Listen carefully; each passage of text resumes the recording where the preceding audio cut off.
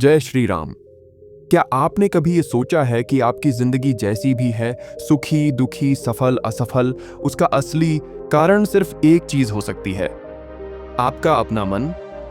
क्या आपकी गरीबी, बीमारी, रिश्तों की टूटन या आत्मविश्वास की कमी सब कुछ सिर्फ आपकी सोच से शुरू होती है? क्यों कुछ लोग हर परिस्थिति में मुस्कुराते हैं और कुछ लोग हर खुशी में भी उदास रहते हैं? क्या वाकई सिर्फ अपने विचारों को बदलकर इंसान अपनी पूरी किस्मत बदल सकता है?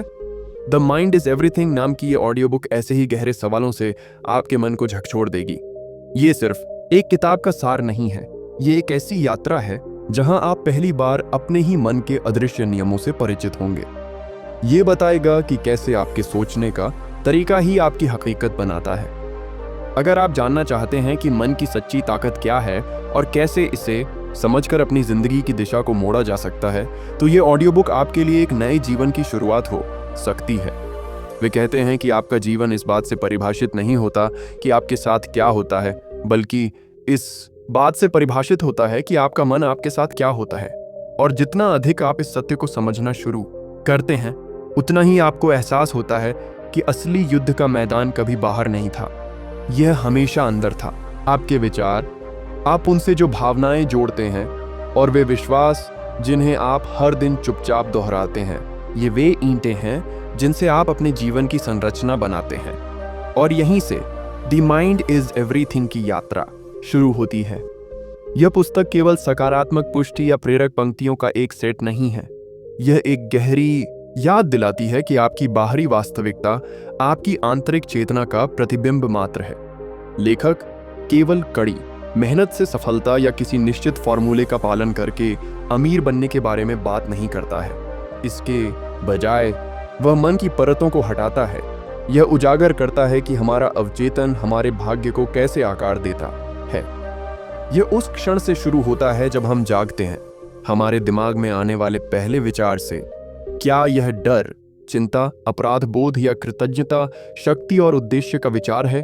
वह एक विचार पूरे दिन की दिशा तय करता है। और हम में से ज्यादातर को यह एहसास भी नहीं होता कि हम अपनी ही सोच के पैटर्न के गुलाम हैं। हम मानते हैं कि हम असहाय हैं क्योंकि जीवन अनुचित है, लेकिन हम शायद ही कभी उस लेंस पर सवाल उठाते हैं जिसके जरिए हम जीवन को देख रहे हैं। और यही मूल विचार है, लेंस गंदा है, दुनिया नहीं। पूरी किताब में आपको जिम्मेदारी लेने के लिए कहा गया है, भारी दोषी तरीके से नहीं, बल्कि सशक्त तरीके से। आप खुद से पूछना शुरू करते हैं, मैं जिस तरह से सोचता हूं वैसा क्यों सोचता? किसने मुझसे कहा कि मैं पर्याप्त अच्छा नहीं हूं? जब मुझे आजादी महसूस करनी चाहिए तो मुझे डर क्यों लगता है? धीरे धीरे आपको एहसास होता है कि आपकी ज्यादातर पहचान उधार ली गई है, पिछले अनुभवों से, असफलताओं से, निर्णयों से, दूसरों ने आपके बारे में जो कहा उससे उधार ली गई है, जब आप विरोध करने या सवाल करने के लिए बहुत छोटे थे। किताब सिखाती है कि आपके अवचेतन मन में तर्क नहीं है, यह बस वही मानता है जो उसे बार बार बताया जाता है। अगर आप कहते रहते हैं मैं नहीं कर सकता, तो यह आप पर विश्वास करता है। अगर आप कहते रहते हैं मैं बदकिस्मत हूं, तो यह उस पर भी विश्वास करता है। और यह चुपचाप आपके जीवन को ठीक वैसा ही बना देता है जैसा आपने उसे बताया था। यहीं से जादू शुरू होता है। एक बार जब आप अपने मन को बता रहे हैं कि आप क्या कह रहे हैं, इसके प्रति सचेत हो जाते हैं। और जब आप ऐसा करते हैं तो आप अपनी कहानी बदलना शुरू कर देते हैं। मैं पर्याप्त नहीं हूं से मैं शक्तिशाली हूं, मैं हमेशा असफल होता हूं से मैं हमेशा आगे बढ़ता हूं, कोई भी मुझसे प्यार नहीं करता से मैं खुद से बहुत प्यार करता हूं और खुद को स्वीकार करता हूं। ये सिर्फ पंक्तियां नहीं है, ये बीज है। और जब भावना और विश्वास के साथ दोहराया जाता है तो आपका अवचेतन मन उन्हें आपकी वास्तविकता में रोपना शुरू कर देता है। किताब कहती है कि मन वास्तविक और काल्पनिक के बीच के अंतर को नहीं समझता है। इसलिए यदि आप हर दिन खुद को मजबूत, सफल और बुद्धिमान के रूप में कल्पना करते हैं, तो आपका शरीर, आपकी ऊर्जा, आपके निर्णय, सब कुछ आपके उस संस्करण के साथ संरेखित होने लगेगा। यह अंधविश्वास नहीं है, यह विज्ञान है। आपके न्यूरॉन्स अलग तरह से काम करते हैं, आपके हार्मोन अलग तरह से व्यवहार करते हैं, आपकी मुद्रा, आपकी उपस्थिति, आपकी ऊर्जा बदल जाती है और धीरे धीरे आपके आसपास की दुनिया प्रतिक्रिया करती है। आप नए लोगों, नए अवसरों, नए पैटर्न को आकर्षित करना शुरू करते हैं। इसलिए नहीं कि दुनिया बदल गई, बल्कि इसलिए कि आपका स्पंदन बदल गया। लेकिन किताब अपने दृष्टिकोण में कोमल भी है। यह समझती है कि ज्यादातर लोग चुपचाप पीड़ित हैं। लोग आंतरिक युद्ध लड़ रहे हैं। चिंता, अवसाद, कम आत्मसम्मान, टूटे हुए रिश्ते, भविष्य का डर, अतीत का अपराध बोध।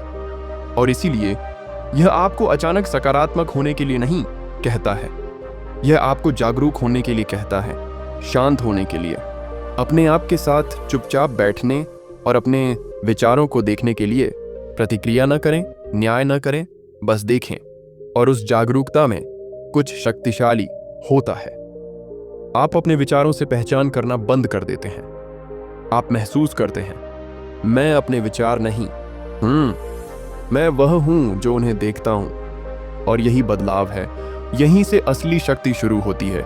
क्योंकि अगर आप अपने विचार नहीं हैं, तो आप उन्हें बदल सकते हैं, आप उन्हें चुन सकते हैं, आप उन्हें प्रशिक्षित कर सकते हैं, आप नए विचार बना सकते हैं।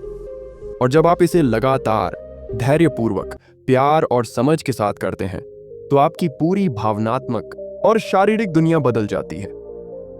किताब बताती है कि शरीर में बीमारियां अक्सर मन में कैसे निहित होती हैं। पुराना तनाव, दबी हुई भावनाएं, लगातार डर, ये सभी शरीर में तनाव, दर्द, यहां तक कि बीमारी के रूप में प्रकट होते हैं। लेकिन जिस तरह मन बीमारी पैदा कर सकता है, उसी तरह यह उपचार भी कर सकता है। विजुअलाइजेशन, कृतज्ञता, क्षमा, ध्यान और जानबूझकर सोचने के जरिए आप नुकसान को उलटना शुरू कर देते हैं। किताब आपको ऐसे लोगों की कहानियां बताती है जिन्होंने न केवल दवा से, बल्कि खुद से बात करने के तरीके को बदलकर खुद को ठीक किया। टूटे दिल वाली एक महिला ने कहना सीखा, मैं प्यार की हकदार हूं। और हमेशा कंगाल रहने वाले एक आदमी ने दोहराना शुरू किया, मैं बहुतायत में रहता और सब कुछ बदल गया। इसीलिए नहीं कि ये शब्द जादुई थे, बल्कि इसीलिए कि उनके पीछे के विश्वास ने उनके जीवन की ऊर्जा को बदल दिया। मन एक बगीचा है। अगर आप इसकी उपेक्षा करते हैं, तो संदेह, भय और असुरक्षा के खरपतवार उगाएंगे। लेकिन अगर आप इसे रोजाना सावधानी से, स्पष्टता के साथ, सचेत विचार के साथ पोषित करते हैं, तो शांति, आत्मविश्वास और उद्देश्य के फूल खिलेंगे। किताब यह भी चेतावनी देती है, सावधान रहें कि आप अपने दिमाग में क्या आने देते हैं।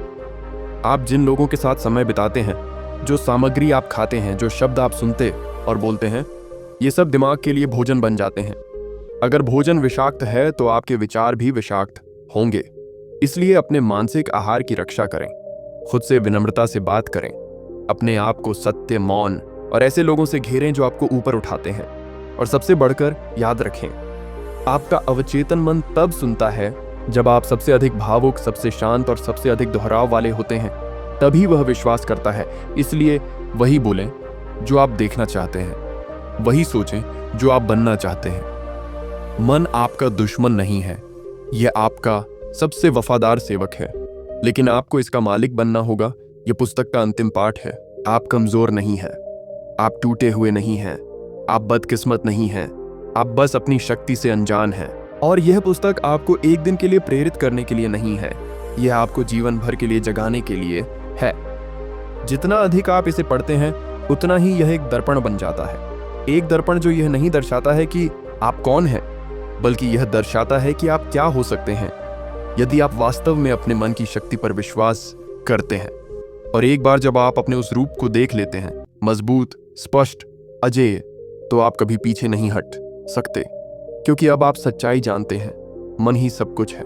आप जो सोचते हैं, आप बन जाते हैं। और अब जब ये यात्रा अपनी अंतिम सांस पर पहुंच रही है, एक पल रुकें, अपनी आंखें बंद करें और बस महसूस करें। अपने भीतर मौन को महसूस करें, उस सत्य को महसूस करें जो हमेशा आपके मन के अंदर चुपचाप इंतजार कर रहा है। आप कमजोर नहीं हैं, आप खोए हुए नहीं हैं, आप बस सो रहे थे, उधार के विचारों में फंसे हुए थे। लेकिन आज आप जाग गए। आपको याद आया कि आपका मन पिंजरा नहीं है, यह एक कुंजी है। और वह कुंजी कुछ भी खोल सकती है, कुछ भी। इसे प्यार से इस्तेमाल करें, इसे जागरूकता के साथ इस्तेमाल करें। और सबसे बढ़कर कभी ना भूलें, आप जो सोचते हैं आप बन जाते हैं। मन ही सब कुछ है। आपके परिवर्तन के अगले अध्याय में मिलते हैं।